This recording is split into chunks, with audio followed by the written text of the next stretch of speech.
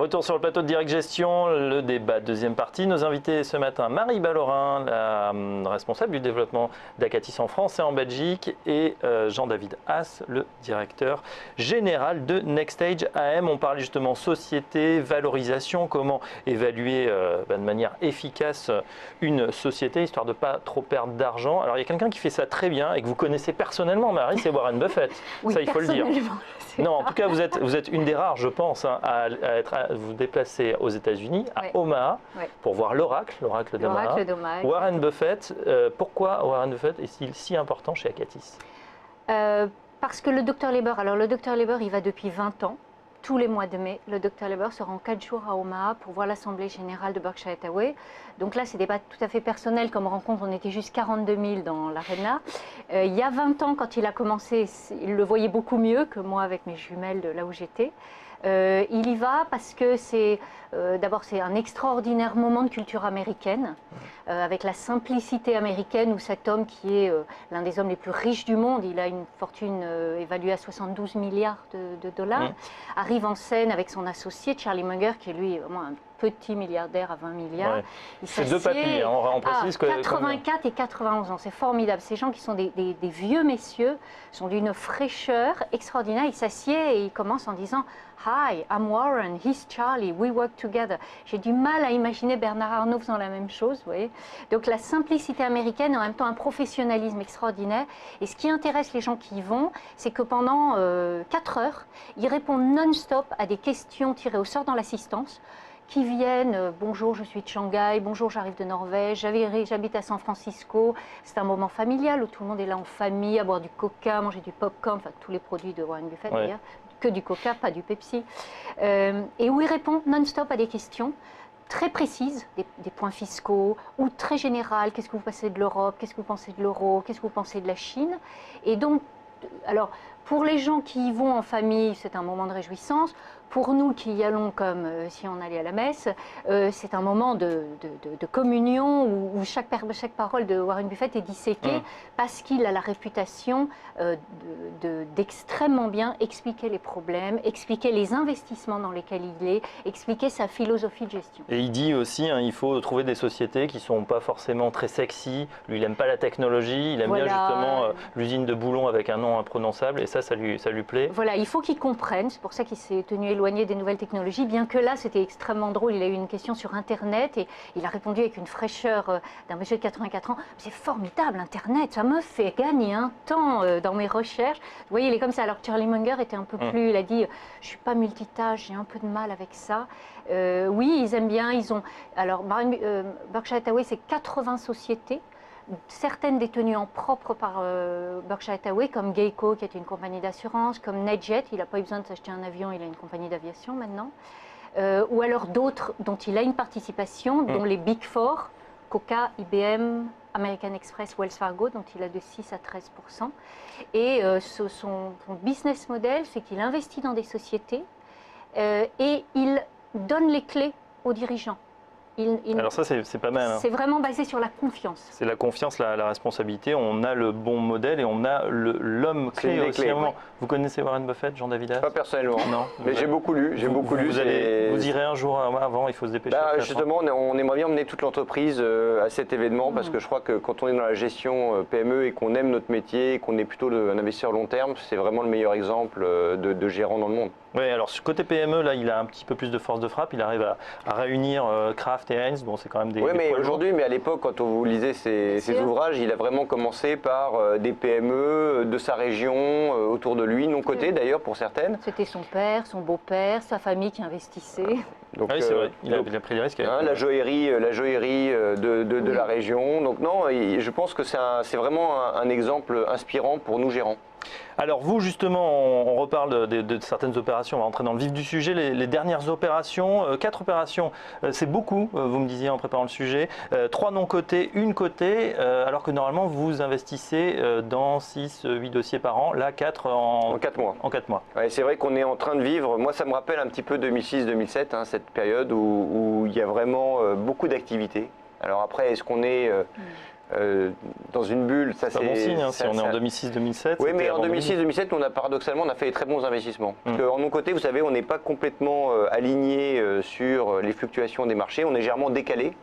Et souvent, ce qu'il nous faut, nous, c'est à un moment donné que l'entrepreneur accepte d'ouvrir son capital. Et dans ces phases haussières, qu'on va qualifier d'haussières, l'entrepreneur, souvent, est assez enclin à le faire. Là, ce qu'on vient de s'apercevoir, c'est 4 opérations en 4 mois. Pour nous, c'est vraiment très important. Ce qui est amusant, pour reprendre ce que disait Marie, c'est qu'on a à la fois des PME faciles, de compréhension, très rentables, très récurrentes. Donc on en a 2, une qui s'appelle Acorus, dans le domaine du service au bâtiment. Il faut voir que comme il y a moins de construction en France, il y a plus de rénovation et d'entretien. Et donc là, ça fait maintenant 5 ans qu'on accompagne un très bon entrepreneur qui s'appelle Philippe Banquet, qui a repris une affaire de plomberie il y a 5 ans, qui faisait une vingtaine de millions, c'est un beau plombier, qui s'appelait Dalaval, qui faisait quand même déjà une vingtaine de millions d'euros de chiffre d'affaires. Mais cette année, on va arriver quasiment à 90 millions d'euros de chiffre d'affaires. Donc c'est une société où l'année dernière, il a employé 200 personnes, nouveaux employés, qui a toujours été très rentable. Et donc son métier, c'est de proposer une solution clé en main aux bailleurs sociaux, aux propriétaires d'hôtels, aux propriétaires d'EHPAD, aux propriétaires de maisons de retraite, pour justement tout entretenir. Parce que comme vous savez, il faut vraiment que, par exemple, il y a des normes, des nouvelles normes pour les handicapés, il faut mettre aux normes ces bâtiments, et donc c'est le professionnel. Voilà, donc on n'est pas forcément biotech, medtech, objet connecté, mais on fait quand même 90 millions, c'est une belle PME et qui croît. Nous, chez nous, on a c'est assez intéressant d'ailleurs notre portefeuille, c'est, je dirais, moitié des belles sociétés comme ça. On en a une autre qui est familiale, qui s'appelle Fontaine Pajot, qui elle est cotée en bourse, qui est le 2e fabricant de catamarans et qui est une société qui exporte énormément. Ce qui est intéressant par rapport à ce que vous disiez sur le pétrole, c'est que bon, d'abord, dans un bateau à voile, il y a besoin un peu moins de pétrole que dans un bateau à moteur.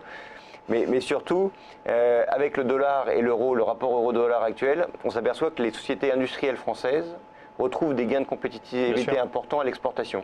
Et donc nous, on a voulu faire confiance à ce groupe familial pour accélérer l'exportation. Donc ça, je dirais, c'est la moitié de notre portefeuille, mais on a aussi des PME issues de la 3e révolution industrielle. Donc la 3e révolution industrielle, c'est quoi? C'est l'utilisation intelligente des technologies et des nouvelles énergies pour construire de nouveaux modèles économiques, tout comme Gutenberg a pu lancer l'imprimerie, tout comme Rockefeller a surfé sur le pétrole. Donc on pense qu'il y a une nouvelle génération d'entrepreneurs qui surfent sur la mobilité et les nouvelles énergies. Et donc par exemple, on a accompagné 2 petites sociétés, mais qui sont déjà très rentables. Une dans le domaine du courtage d'assurance vie en ligne, parce qu'on s'aperçoit que de plus en plus, les Français en ont un peu marre, entre guillemets, d'aller voir leur banquier ou leur conseiller en gestion de patrimoine, même si... Linksea. Linksea, donc très belle société voilà, 4e groupe français de courtage d'assurance vie en ligne. Et une société suisse qui s'appelle Beau, le groupe Beau, Be Over the World, et qui est très connu pour sa montre connectée, qui vient concurrencer Withings, Fitbit, Apple, mais sur l'entrée de gamme. Donc là, on a pris le segment, le parti pris de dire, Swatch a très bien réussi ses montres, enfin pas connectées, mais ses montres. Il y a un créneau à prendre dans la montre d'entrée de gamme, entre guillemets, à bas prix, entre 29 et 100 euros. Et donc, cet entrepreneur suisse, il y a 3 ans, s'est lancé, et c'était qui est déjà extrêmement rentable et extrêmement forte en croissance. Donc voilà quelques-unes des participations, et donc ça vient d'être pris, c'est récent, et vous allez les accompagner, sachant que la sortie donc 4 en 4 mois, il y en a 4 en cours en ce moment. Donc c'est vrai qu'on est vraiment dans une phase où il y a beaucoup d'activités, très propice au levée de fonds, très propice aux sorties, mais aussi si on est vraiment, et là je rejoins Marie, il faut être très vigilant sur la valeur des investissements qu'on fait aujourd'hui, parce qu'une des clés, et ça c'était une des clés de 2006-2007, des entreprises qui ont passé la crise, c'est les entreprises bien rentables, pas de payer trop cher et où il n'y a pas trop de dettes. Parce que quand il y a une crise qui devient compliquée, c'est la dette. C'est la dette, effectivement. Justement, on va passer la parole à Marie pour aller du côté, cette fois allemand, avec des beaux exemples dans le Mittelstand. 2 sociétés donc, qui sont dans le fond Nemetschek, et après on parlera de Grenke. Nemetschek, ça fait quoi? Alors Nemetschek, je ne connaissais pas, mais... Oui, moi non plus. C'est le numéro 2 mondial du logiciel en architecture. Je ne savais même pas que ça existait. Le numéro 1 étant un Américain, et Nemetschek est en train de lui grignoter des parts de marché. C'est une société qui a été créée par le professeur Nemetschek. Et l'idée, il y a beaucoup de professeurs, de docteurs. C'est pas forcément en médecine, on précise. Hein, c'est un titre en Allemagne, c'est très important. Ça prouve que vous avez fait beaucoup d'études. Voilà. Vous êtes très intelligent. Voilà. Normalement, docteur, c'est que vous avez un PhD, donc une thèse. Donc le professeur Nemetschek a créé un logiciel qui vous permet de planifier une construction du début jusqu'à la fin. Et quand on sait que les coûts de construction, c'est que 20% et que les 80% qui sont restants, ce sont des coûts opérationnels, vous dites qu'il faut effectivement rationaliser ça. C'est une société extrêmement florissante, qui a su gérer une croissance extrêmement rapide, ce qui n'est pas toujours évident, et qui en plus est très portée au niveau européen parce qu'il y a une norme qui s'appelle BIM, Building Information Modeling, qui a été créée justement par Nemetschek, qui va devenir la norme pour tous les bâtiments financés par les États dans l'Union européenne à partir de 2017. Donc ils devront avoir ce sort de tampon BIM, qui va évidemment énormément avantager Nemetschek.